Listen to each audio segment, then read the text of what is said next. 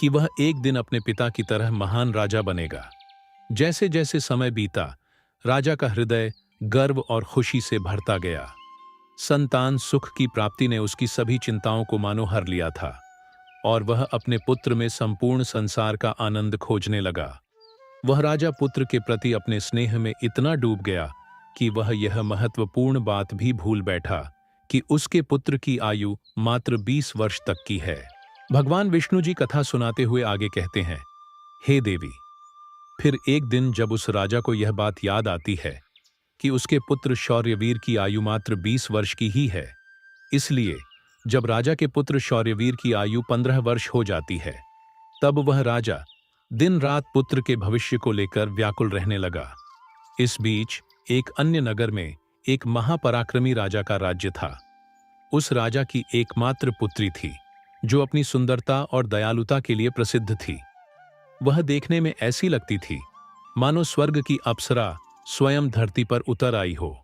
वह बहुत ही दानी स्वभाव की थी, क्योंकि उसने अपने माता पिता से धर्म और संस्कारों की शिक्षा ली थी।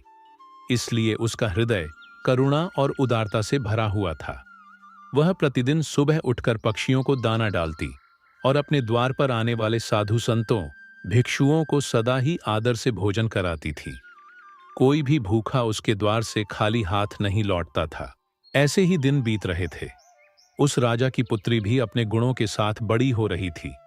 एक दिन जब शौर्यवीर के पिता को यह बात पता चली कि दूसरे नगर में एक धीर वीर और पराक्रमी राजा राज्य करता है, जिसकी पुत्री गुणों की खान है, साथ ही वह अत्यंत सुंदर भी है, तो राजा ने अपने मन में सोचा कि ऐसी धर्मात्मा और तेजस्वी कन्या के साथ अपने पुत्र शौर्यवीर का विवाह करना उचित रहेगा।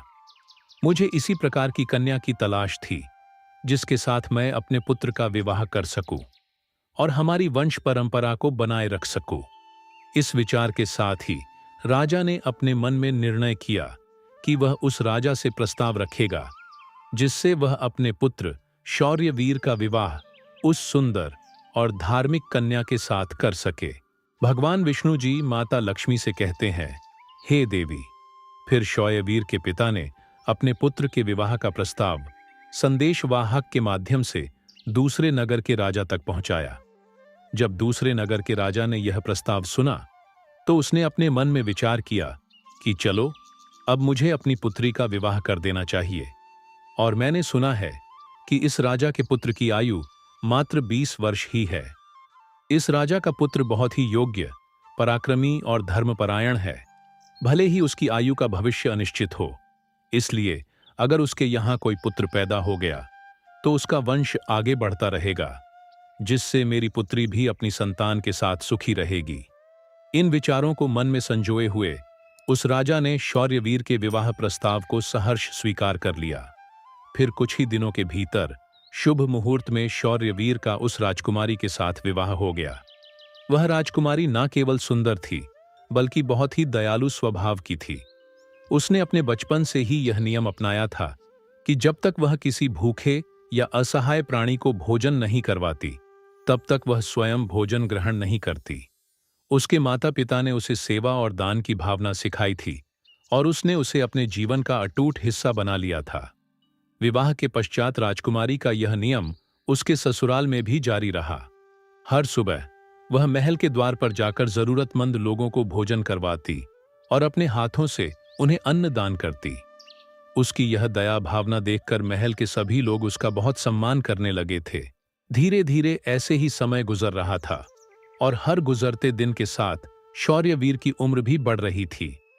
राजा और रानी इस बात को लेकर मन ही मन चिंतित रहते कि उनका पुत्र अब अपने जीवन के अंतिम समय की ओर बढ़ रहा है। उन्हें महात्मा की वह भविष्यवाणी हमेशा याद रहती कि शौर्यवीर की आयु केवल 20 वर्ष ही होगी। इस दुखद सत्य को केवल राजा और रानी ही जानते थे। उन्होंने यह बात किसी और को नहीं बताई थी, ताकि महल में कोई चिंता का माहौल न बने। जैसे जैसे शौर्यवीर की आयु 20 वर्ष की ओर बढ़ती जा रही थी, राजा और रानी के दिल की धड़कनें तेज हो जातीं। अपने पुत्र के प्रति उनका प्रेम और मोह इतना अधिक था कि वे चाहकर भी इस चिंता से मुक्त नहीं हो पाते थे। भगवान विष्णु जी कथा सुनाते हुए आगे कहते हैं, हे देवी, फिर वह दिन भी आ जाता है जब शौर्यवीर के जीवन के मात्र 3 दिन शेष रह जाते हैं, राजा और रानी का दिल भारी हो जाता है। राजा बार बार अपने मन में सोचने लगा कि अब मैं क्या करूं? मेरा पुत्र 3 दिन बाद मुझसे हमेशा के लिए दूर हो जाएगा।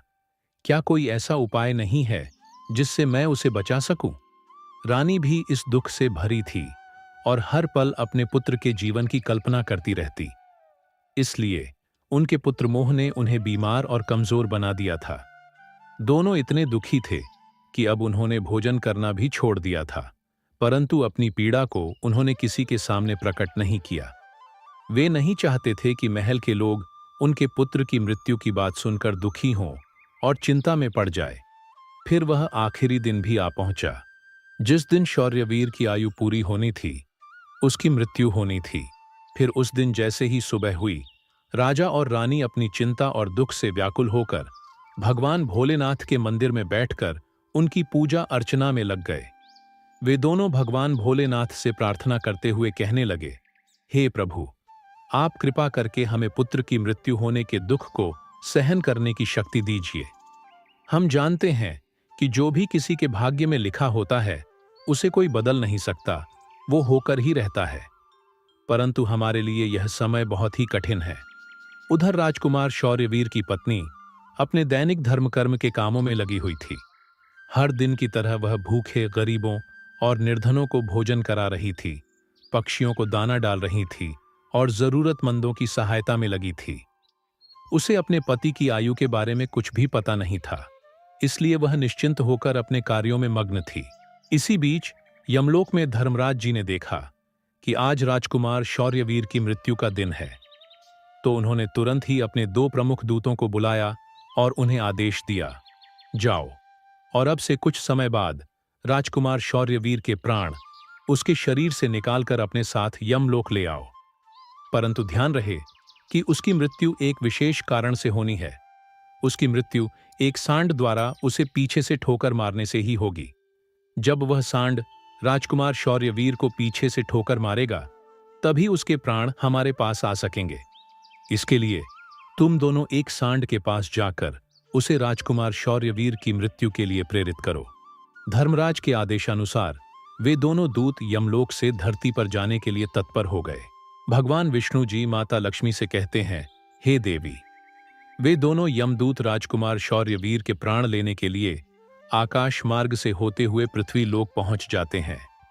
दूसरी ओर धर्मराज की माया के प्रभाव से एक सांड ने अपने मन में सोचा कि आज मुझे राजमहल के सुंदर बगीचे में प्रवेश करना चाहिए और वहां घूमना चाहिए। मुझे देखना चाहिए कि राजमहल का बगीचा कैसा है। फिर बिना किसी रुकावट के वह सांड धीरे धीरे चलते हुए महल के बगीचे में जा पहुंचा। संयोग से यह वही बगीचा था जहां राजकुमार शौर्यवीर प्रतिदिन टहलने के लिए आते थे। धर्मराज की माया से प्रेरित वह सांड जैसे ही बगीचे में प्रवेश करता है, तो वहां जाकर वह घास चरने और इधर उधर घूमने लगता है। उसी समय धर्मराज जी के 2 दूत राजमहल के बगीचे के द्वार के पास खड़े हो गए। वे दोनों बगीचे के भीतर की गतिविधियों पर नजर बनाए रखते हैं। कुछ समय बाद राजकुमार शौर्यवीर उस बगीचे में टहलने के लिए आता है। राजकुमार शौर्यवीर को सांड के वहां होने का एहसास नहीं था और वो अपने विचारों में खोए हुए बगीचे में टहलने लगता है।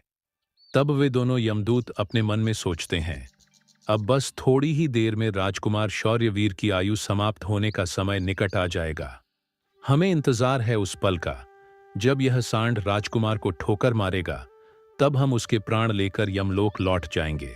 जब वे दोनों दूत यह विचार कर रहे थे कि तभी क्या होता है कि एक अन्य